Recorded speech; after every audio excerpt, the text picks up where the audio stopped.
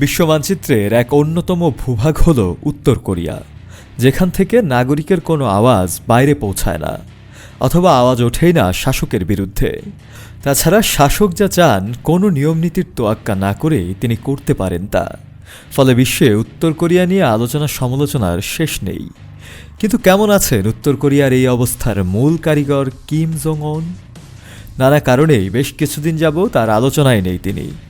তাহলে ঠিক কোন ব্যাপারে ব্যস্ত আছেন তিনি, তা এক বড় প্রশ্ন।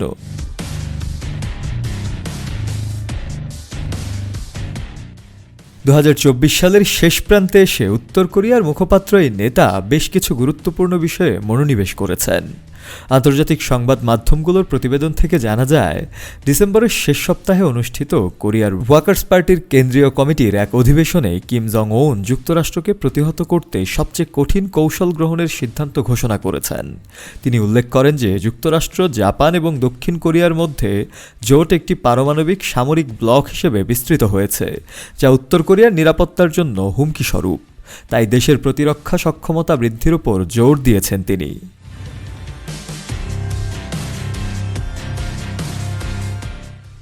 শুধু তাই নয়, রাশিয়ার সঙ্গে সামরিক সহযোগিতার অংশ হিসেবে কিম জং উন ইউক্রেনের যুদ্ধে রাশিয়াকে সহায়তা করতে প্রায় 10,000 সেনা মোতায়েন করেছেন। কিন্তু কুরস্ক অঞ্চলে সংঘটিত সংঘর্ষে শত শত উত্তর কোরীয় সেনা হতাহত হয়েছে, যা পিংওয়াংয়ের জন্য উদ্বেগের কারণ হয়ে দাঁড়িয়েছে। এসব নিয়েও কিছুটা দুশ্চিন্তিত তিনি। এদিকে কিম জং উন তার 10 বছর বয়সী মেয়েকে উত্তরসূরি হিসেবে গড়ে তোলার প্রচেষ্টা চালাচ্ছেন।